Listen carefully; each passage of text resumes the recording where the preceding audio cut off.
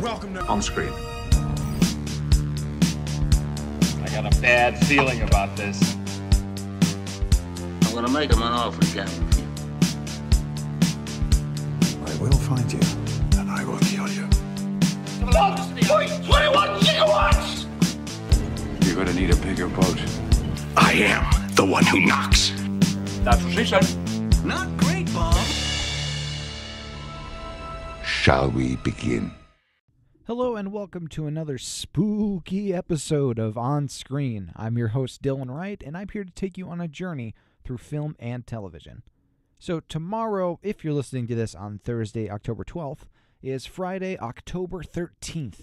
And I thought, what better time to cover one of the most iconic horror villains, if you will, on the face of the earth than this time right now. So we're going to talk about the Friday the 13th franchise, starring everybody's favorite slasher villain, Jason Voorhees. So Friday the 13th was originally created by Sean Cunningham, who was trying to cash in on the success of 1978's Halloween. Halloween, of course, being the debut of Michael Myers, and of course Jamie Lee Curtis is also in that movie, and it's a really awesome movie, still holds up. I find it really funny that my girlfriend watches Halloween and never seems to see Michael Myers in the background. But in terms of Friday the 13th, Cunningham made this first movie back in 1980, and it had actually a couple of different people that later went on to be big. Well, one person that later went on to be big. It had Kevin Bacon in the movie. This was before Footloose, and he's just one of the teens being a summer camp counselor, training to be one.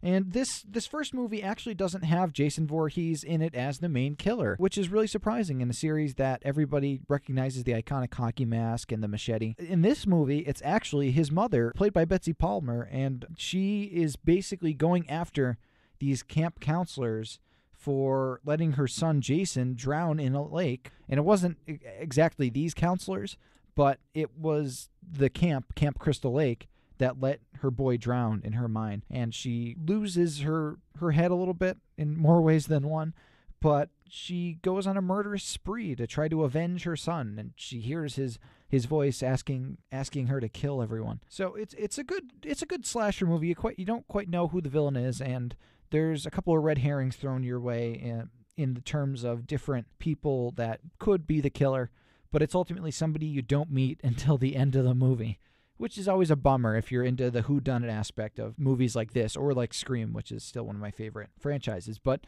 the first Friday the 13th movie is just a typical slasher movie. There's nothing too special about it, except that it happens to be an older woman doing these killings. Friday the 13th Part 2 was supposed to be part of an anthology series where the first Friday the 13th was just a singular contained story, doesn't move on. They decided at the last minute in Friday the 13th to add in a jump scare where a malformed Jason jumps out of the lake and attacks the survivor, and it seems like it's a dream, and the people are like, oh, we didn't find a boy in the lake, and she's like, well, he's still out there. So they meant that as kind of a typical, oh, there's still more, but they didn't really want to continue with it. Sean Cunningham especially thought that was stupid to have the story continue, but continue it did, and they decided to make Jason Voorhees, a grown-up Jason Voorhees, the next villain in Friday the 13th Part 2. So Friday the 13th Part 2 starts the journey of Jason, except he doesn't have a hockey mask. In this one, he has a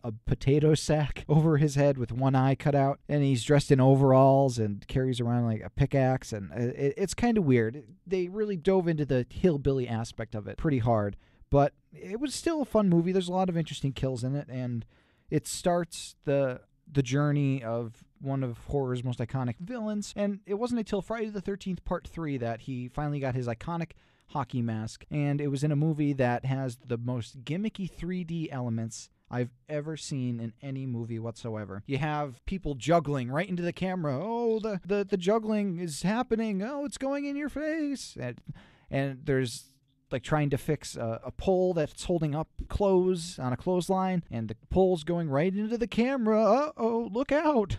And then, of course, you have Jason's kills. A harpoon gun shoots at the camera. An eyeball flies at the screen. There's a lot of really, really gimmicky 3D, but it's it adds to the camp of it, because the Friday the 13th series, they have a lot of campy deaths, a little over the top. It's all in good fun. Some of them are a little insensitive, but in terms of the fun aspect of it, a lot of it comes from the different ways people are killed in the gore.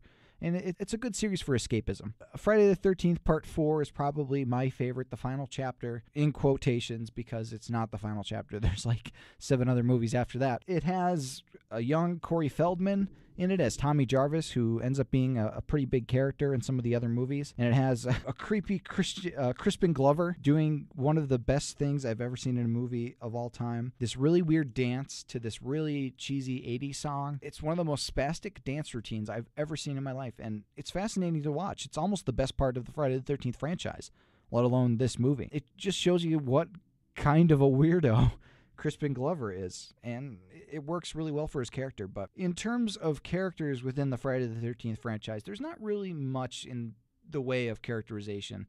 They're just a typical, knife fodder, you could say. Some of them rise above their station. Some of them have some personality.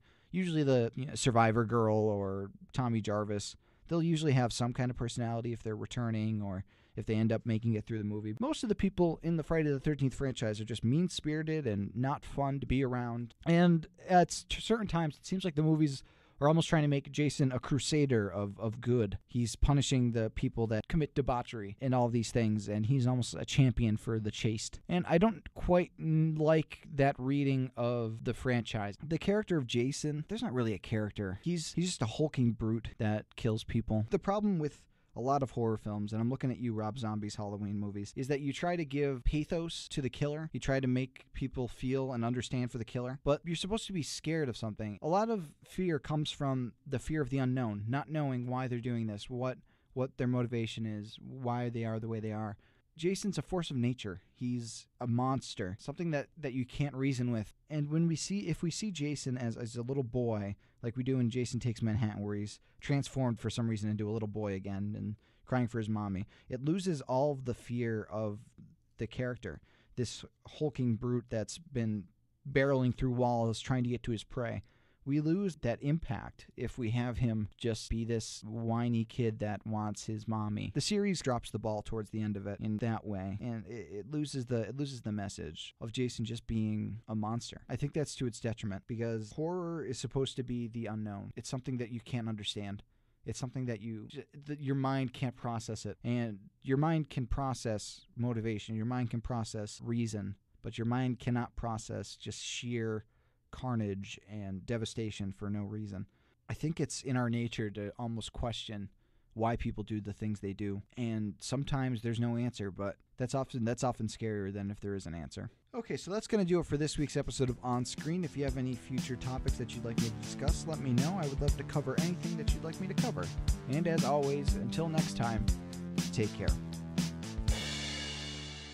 I'm done. Goodbye.